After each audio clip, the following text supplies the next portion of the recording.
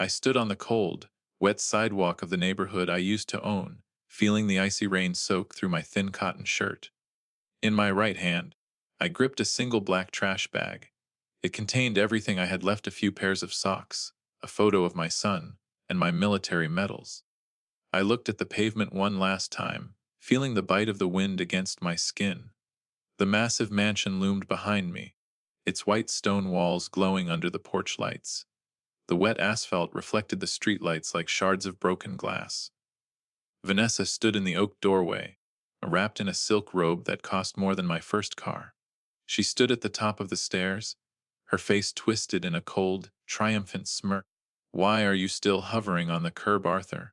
she sneered, her voice cutting through the wind. "The trash gets picked up at dawn. If you stay there, the truck might take you away. Go die in a dumpster, old man. You are nothing now. You're just a disposable piece of garbage." "This was my son's home, Vanessa," I replied, my voice hard as stone. "His legacy belongs to this family, not to a vulture. Me husband is dead," she laughed, the sound hollow and sharp. "And his $55 million is mine. The locks are changed, the accounts are settled, and you are officially a trespasser. It is over for you. Yesterday I was the patriarch of this estate. Today she treated me like a vagrant." She didn't realize that an old military strategist like me never enters a battle without a solid exit plan. She thought she had won because she held the keys, but she had forgotten who taught my son how to build the kingdom she was currently squatting in. She threw me out like trash, but she was about to learn that some things refuse to stay buried. I walked down the dark street, the heavy rain masking the sound of my boots on the pavement. Every step away from the mansion felt like a tactical retreat, but in my mind, it was a withdrawal toward a better hidden position. I adjusted the strap of my bag, feeling the sharp corner of a picture frame inside. It was a photo of Mark and me on the day we broke ground on that house. We had worked side by side, our hands covered in thick red clay, dreaming of a family legacy that would last for generations. I was a retired colonel, and Mark had followed in my footsteps, serving with honor before coming home to build a business empire. We were more than family, we were a team. I was the architect of the strategy, and he was the boots on the ground who executed the vision with military precision. We built that $55 million empire from nothing but sweat and discipline. The trouble started 4 years ago. I remember the exact moment Vanessa entered our perimeter. Mark brought her to Sunday dinner at my small cabin, the place I lived before we built the estate. She was wearing a dress too expensive for a backyard barbecue, and her designer heels sank into the damp grass. Mark was beaming, his eyes filled with that dangerous, blinding thing called love. "Dad, she's the one," Mark told me that morning while we prepped the grill. "She actually cares about the work we're doing. She understands the vision." "I hope you're right, son," I said, keeping my eyes on the fire. "Just keep your perimeter secure. People aren't always what they seem. You're too cynical." He laughed, clapping me on the back. "Wait until you talk to her. She's different." But when I stood there flipping burgers, I saw her eyes scanning the property. She wasn't looking at my son with affection. She was assessing the market value of the land. I saw the hunger in her expression, the way she cataloged the furniture and the cars like a greedy auctioneer at a high-stakes estate sale. "It is so lovely to meet you, Arthur," she said later, her voice smooth as honey. "Mark has told me so much about your service. A colonel, right? That must come with a very substantial pension." "It comes with a lot of memories, Vanessa," I replied, shaking her hand. Her grip was weak, lacking the sincerity I looked for in a person's character. "Welcome to my home. Oh, it's charming," she said, looking at the cabin as if it were a garden shed. "But Mark says you two have big plans. A mansion on the hill. 55 million is quite a budget. Is all that space really necessary for just two men? We'll build for the future," I said shortly. "I love that," she whispered, her eyes locked on the horizon where the new house would stand. "A future where everything is perfect." Mark didn't see the red flags.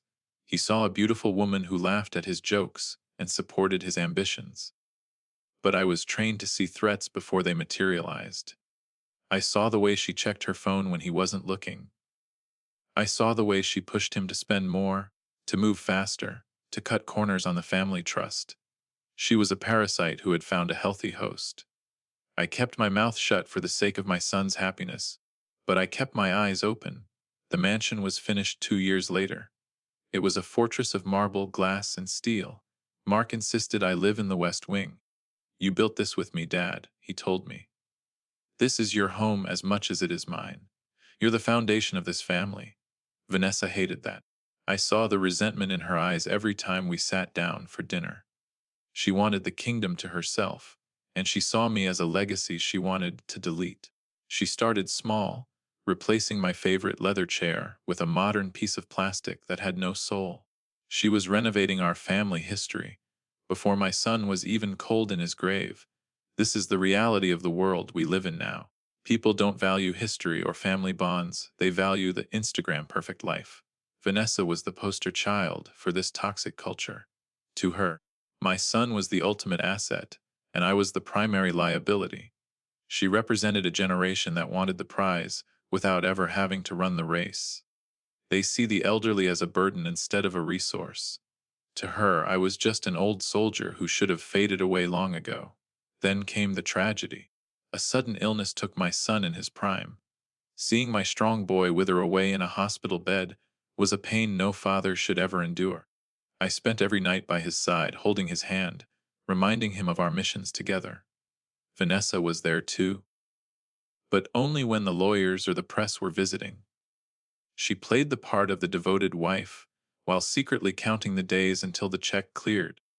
One afternoon, when Mark was drifting in and out of sleep, Vanessa sat in the corner of the room. She was wearing a black designer suit, looking more like she was headed to a fashion show than a deathbed. "How is he today?" I asked, my voice raspy from lack of sleep.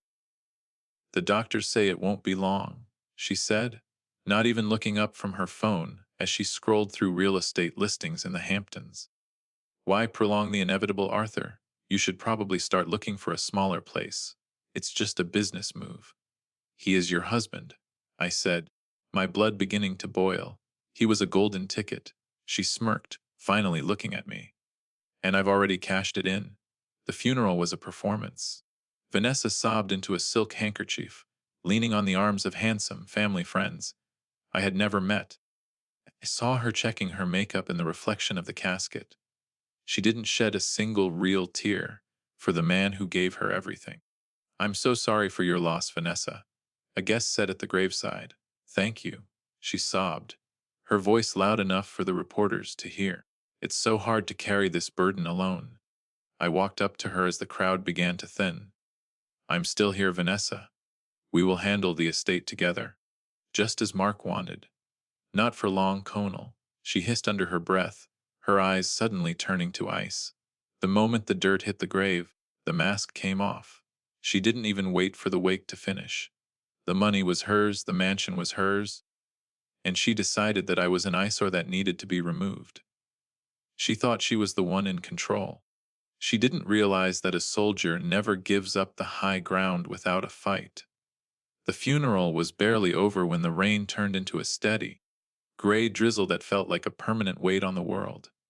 I drove back to the mansion, my hands gripping the steering wheel, so tight my knuckles turned white. I just wanted to sit in Mark's office one last time, to breathe in the scent of his cigars and old books. But as I pulled into the circular driveway, my heart stopped. Two massive moving trucks were backed up to the main entrance, their ramps down like the tongues of hungry beasts. Men in gray uniforms were hauling furniture out of the house. Mark's furniture. I stepped out of the car, my old knee joint clicking with a sharp pain that shot up my leg. The damp air made every old injury from my service scream, but I ignored it. I marched toward the door, only to be blocked by a man in a cheap suit and a headset. He looked at me, as if I were a ghost he hadn't cleared for entry. "No one enters the property without the owner's express permission, sir," he said, his voice robotic. "The owner. My son built this house. I live in the West Wing." I snapped, trying to push past him. He didn't budge. He was half my age and twice my weight. "Vanessa is the sole owner now, Arthur." A sharp voice called out from the doorway.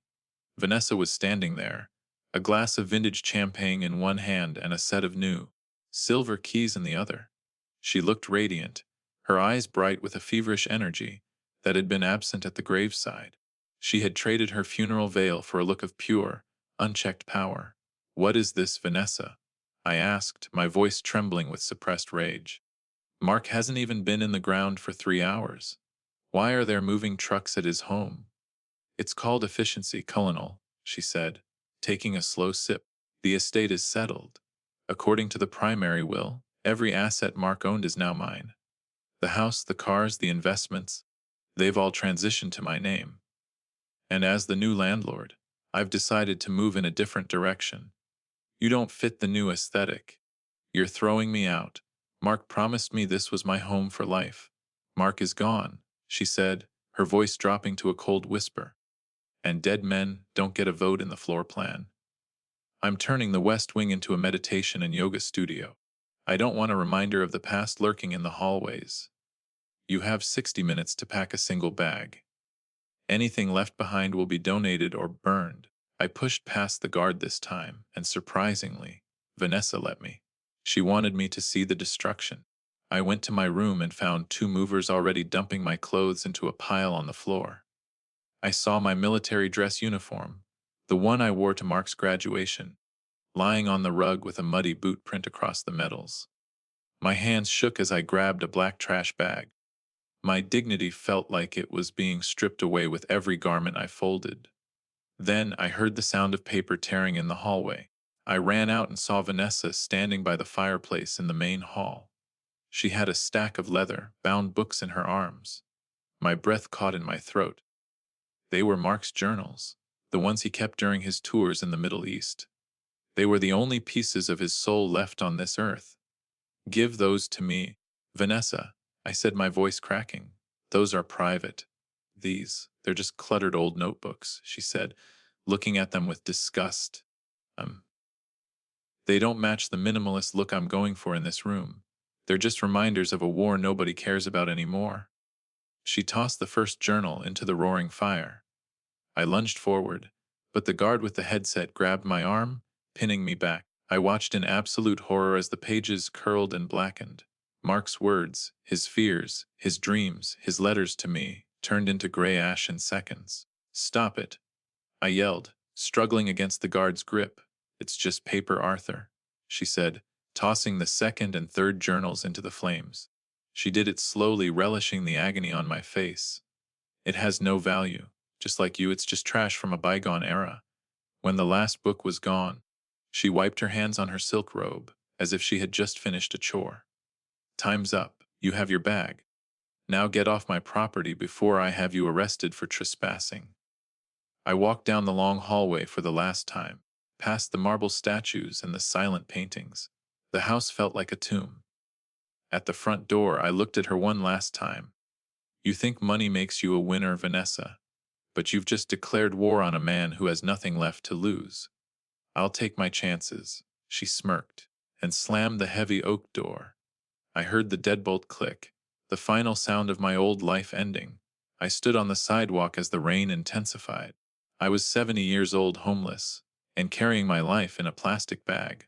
I felt like a failure. I had spent my career protecting my country, yet I couldn't protect my own son's memory from a vulture in high heels. But as I started walking toward the bus stop, the old soldier in me began to stir. I pulled my phone from my pocket, wet, but still functional. I dialed a number I hadn't used in a decade. Elias, the best estate attorney in the country.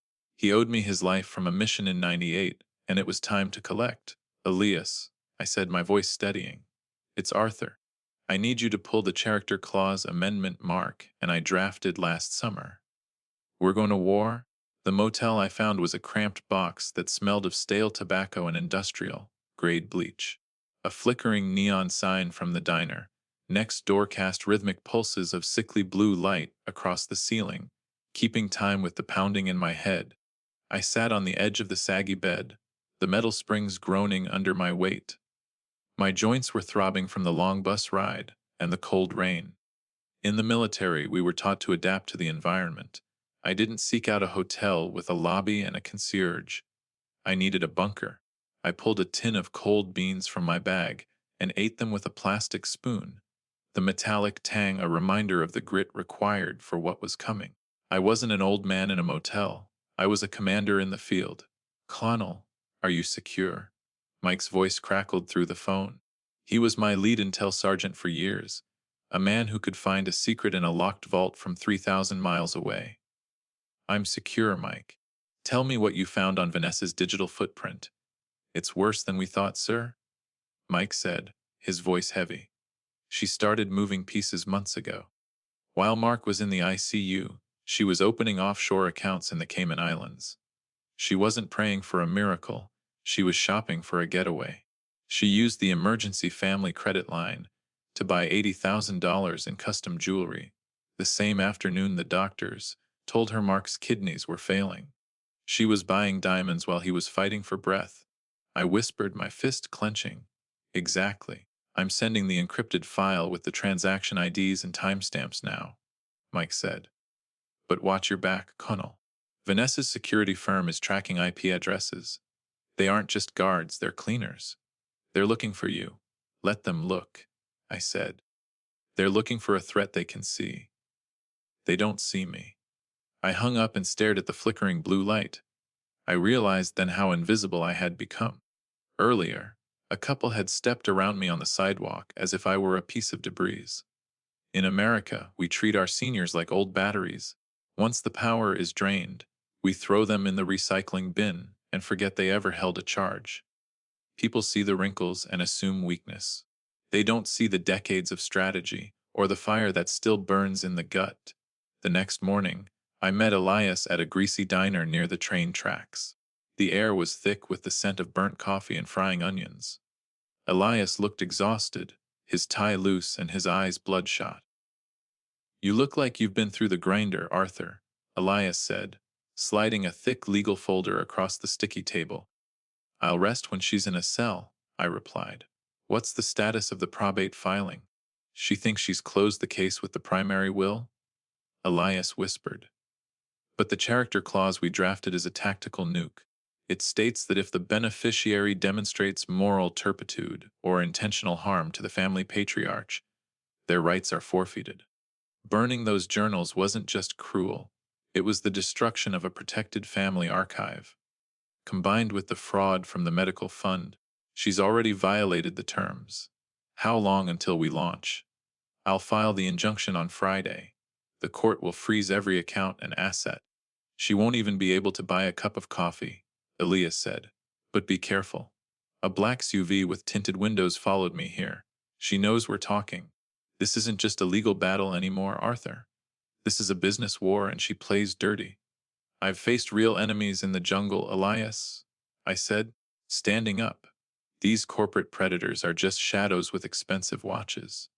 The higher she jumps, the harder her fall will be. I adjusted my hat and walked out into the gray morning. I didn't look back at the black SUV idling at the corner.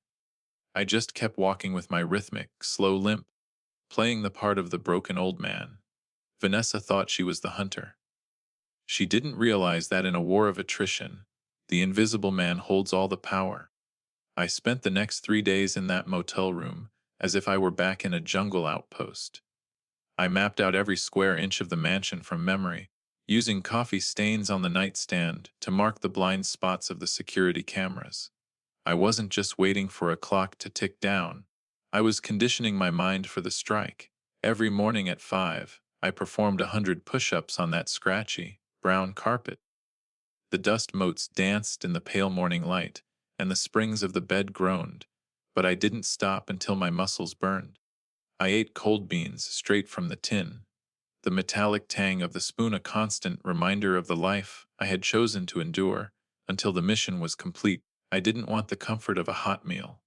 I wanted to stay sharp. I wanted to stay hungry. In the military, luxury makes a man soft, and I needed to be as hard as the steel in my son's metals. Vanessa was likely lounging in a silk-lined bed, surrounded by stolen comforts, getting careless while I was getting lean. She forgot that the most dangerous weapon in any war is a man who has nothing left but his honor and a plan. I met Elias for the final briefing in the back of a dimly lit laundromat. The humid air was thick with the scent of lavender detergent and the rhythmic thumping of industrial dryers. We sat on plastic chairs, hunched over a folding table as if we were planning a raid. The injunction is signed and sealed, Arthur, Elias whispered, his eyes darting toward the glass door where a black SUV was idling across the street. The court will freeze her access at exactly 80 Hodges p.m. tomorrow. That's right in the middle of her victory gala. She's invited the press, the governor, and every socialite in the city.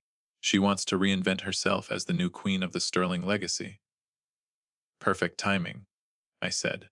She'll be surrounded by her audience when the curtain falls. Public shame for a public lie. She's already moving fast, though, Elias warned. She's trying to sell the mansion under the table. She wants to liquidate the entire trust and flee the country. She knows the walls are closing in. She won't make it to the airport, I said, standing up. My joints still ached, but the fire in my gut was stronger than the pain. The mission is everything. The following night, the mansion was ablaze with light. It looked like a crystal palace, reflecting its own vanity into the dark woods. I stood at the edge of the property, watching the elite of the city arrive in their polished cars. I wasn't there to celebrate. I was there to witness the end of an era of greed. The grand ballroom was a spectacle of excess. Massive crystal chandeliers hung from the ceiling like frozen rain, casting shimmering rainbows against the marble floors. Tables were draped in heavy white linen, adorned with towering centerpieces of white lilies. Caterers in black tuxedos glided through the crowd with silver trays of beluga caviar and vintage champagne. Vanessa was in the center of it all, wearing a gown of midnight, blue sequins that caught every flicker of light.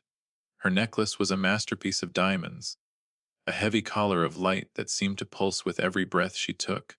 She tapped a silver spoon against her crystal flute. "May I have your attention, everyone?" she called out, her voice amplified by the sound system. "Thank you for coming to celebrate the launch of the Mark Sterling Memorial Foundation. As his widow, my only goal is to preserve his legacy of wealth and influence." "Is that right, Vanessa?" Elias's voice boomed from the back of the hall. The music cut out. The crowd parted as Elias stepped through, flanked by two uniformed court officers and a woman in a gray suit. Vanessa's fake smile faltered, her eyes darting toward her security team. "Elias, what is the meaning of this?" she hissed. "This is a private event.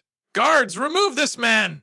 "That won't be necessary," the woman in the gray suit said, stepping forward. "I am Agent Miller from the probate court. We have an emergency injunction. As of 1 minute ago, all assets associated with the Sterling estate have been frozen pending a fraud investigation." "Frozen? That's impossible." Vanessa laughed nervously, looking at the cameras for support. "My accounts are worth $55 million. My credit is limitless." "Try your card, Vanessa," Elias challenged.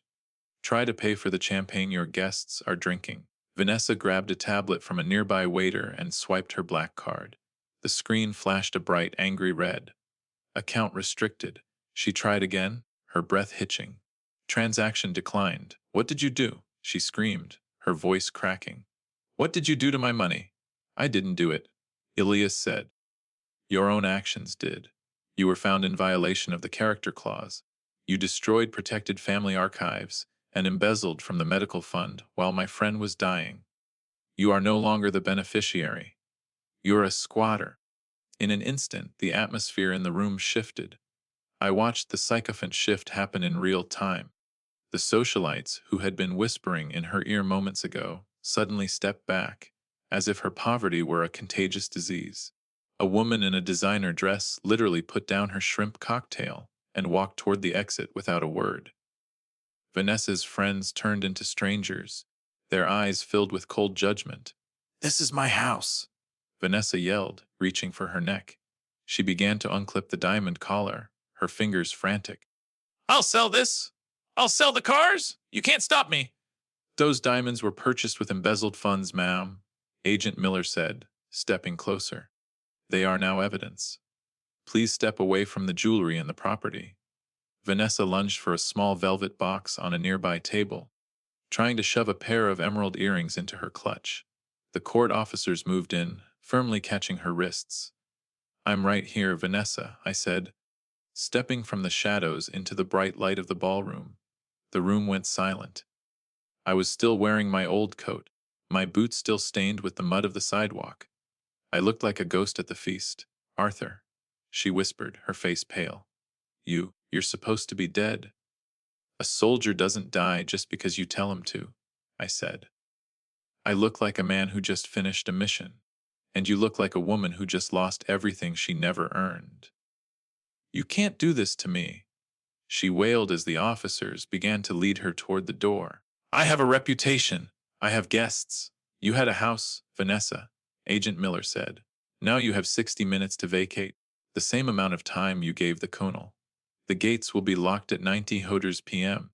I watched the color drain from her face as she was escorted past the very press cameras she had invited. They weren't filming a philanthropist anymore. They were filming a scandal. Vanessa believed that money was a shield that could protect her from the consequences of her character. She forgot that in a world of glass and steel, the truth is the only thing that doesn't break. She was losing it all, cent by cent, second by second. I felt a peace I hadn't known since Mark's passing. Justice isn't always a roar. Sometimes it's just the sound of a card being declined, and the silence of a room full of people who no longer know your name. The predator had finally become the prey. The park was a graveyard of gray mist and dead leaves. I sat on a damp wooden bench, watching the pigeons peck at the wet gravel near a stagnant fountain. To anyone passing by, I looked like just another forgotten old man, a ghost in the machine of the city. But my phone was buzzing in my pocket with a final confirmation from Elias. Every hidden account Vanessa had tried to squirrel away was gone. Every designer dress was locked behind a gate she no longer had a key for. I sat perfectly still, my breathing rhythmic and calm, waiting for the target to arrive. Vanessa appeared from the shadow of a large oak tree. But she wasn't the queen of the ballroom anymore. Her hair was a tangled mess, matted by the humidity and days of neglect. She was wearing a thin, cheap windbreaker that looked like a thrift store find. Her eyes were sunken, rimmed with the red exhaustion of someone who had spent the last 48 hours realizing that her friends were only as loyal as her bank balance. She walked with a shuffle, her designer heels replaced by scuffed sneakers. When she saw me, for a brief second, a flash of her old arrogance flickered in her eyes, but it was quickly extinguished by a hollow, desperate hunger. She was shivering, her shoulders hunched against the biting wind. "Arthur," she croaked. Her voice sounded like it had been dragged over miles of sharp gravel. I didn't look up from the pigeons. I just kept watching them fight over a single crust of bread. "It's a public park, Vanessa. You're free to be here. It's open to everyone who has nowhere else to go. I have nothing," she whispered, sinking onto the far end of the bench. "The hotels, they laughed at me. My name is on every blacklist in the city. Even the people I helped, the ones I gave Mark's money to, won't even answer the door. I am a ghost, Arthur. My life has vanished. It's funny how fast a kingdom falls when the foundation is built on lies," I said, finally turning to face her. "You built a house of cards on a windy day, and now you're surprised it's gone." "Please," she said, her hands shaking so hard I could hear her fingernails clicking together. "I haven't eaten in 2 days. I'm cold. I thought I was the winner, but look at me. You took everything I worked so hard for. I didn't take anything that was yours, Vanessa," I replied, my voice cold as the rain. "You did this to yourself. You chose to burn the only things that mattered: honor, loyalty, and my son's memory. You threw me away like a disposable bottle. Now, you're the one who is empty." "I was desperate," she screamed, her voice cracking like dry wood. "I just wanted a life." "Why couldn't I have a piece of Mark's wealth? You had his heart, and you treated it like a transaction," I said. "You wanted the prize without the person. Now you have neither." She looked down at her muddy shoes, a sob racking her thin frame. "I'm sorry. I'll do anything. Just help me get through the night. I can't survive out here. I wasn't made for the sidewalk." "No," I agreed. "You certainly weren't." I reached into my pocket and pulled out a single, crumpled $1 bill. I held it out between two fingers. The wind caught the edge of the paper, making it flutter. To her, it looked like a lifeline. To me, it was a symbol. "What is that?" she asked, her eyes widening. "It's $1, Vanessa," I said. "The exact value of the mercy you showed me when you threw me out on the curb. $1. What am I supposed to do with $1? I can't even buy a sandwich for that. It's more than I had when you towed my car and burned my son's journals." I reminded her. "You begged me for help. Here it is. Take it or leave it on the pavement." She reached out, her fingers trembling as she snatched the bill from my hand. "Thank you," she sobbed. "Thank you, Arthur." "Don't thank me yet," I said, standing up and adjusting my cap. "This isn't a gift, Vanessa. This is a loan. I'm a businessman after all. Consider this your first investment in your new life. But I want it back.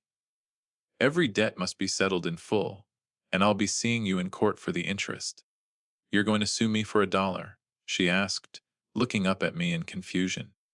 "I'm going to hold you accountable for every single cent you took from my son's medical fund," I said. "That dollar represents your character. It is exactly what you are worth to this family now. You have been appraised and found wanting." I walked away without looking back. I could hear her behind me, wailing into the wind, clutching that single dollar bill as if it could save her from the storm. But I knew the truth. Justice is a debt that always gets paid, and her bill was coming due. 6 months later, the mansion on the hill finally felt like a home. The cold, sterile marble was gone, replaced by a wall of honor in the grand hall. It was a massive oak installation, etched with the names of veterans who had found a new start within these walls. The floor was covered in thick rugs that muffled the echoes of the past. Sun-drenched windows now flooded the rooms with light, and the air smelled of freshly brewed coffee and hope. In the West Wing, where Vanessa had planned her yoga studio, there was now a state of the Art Computer Center and Library. It wasn't a museum of grief, it was a workshop for the future. The heavy iron gates stood open, welcoming those who needed a hand up. "You've done it, Colonel," Mike said, leaning against the doorway of my new office. He looked more relaxed than I had ever seen him. "We did it, Mike," I said, looking out the window at the garden. "The first 10 veterans moved in this morning. They already asked how they can help with the grounds. They want to be part of a mission again." "Speaking of missions," Mike said, his voice dropping an octave, "I got a report from the courthouse. Vanessa's legal team quit yesterday. The fraud charges regarding the medical fund are going to trial next week. She's facing 20 years. She never understood the difference between a price and a value," I said. "She thought she could buy a life, but character is the only currency that lasts. Now she's paying the ultimate price." I sat back in my chair, my hands resting on the same desk Mark had used when he first started the company. I realized that the most profound justice isn't about the money or the house. It's about the restoration of order. I was no longer invisible. When I walked through the halls now, people didn't look through me.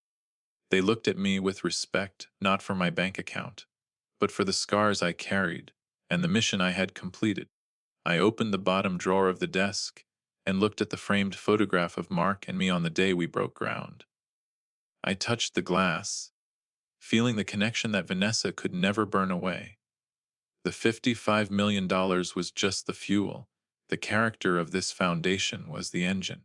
I had turned a trash bag into a weapon, a dollar into a lesson, and a mansion into a home. The mission was complete. My son's legacy was safe, and for the first time in a long time, I was ready for tomorrow. The mission is over. Go.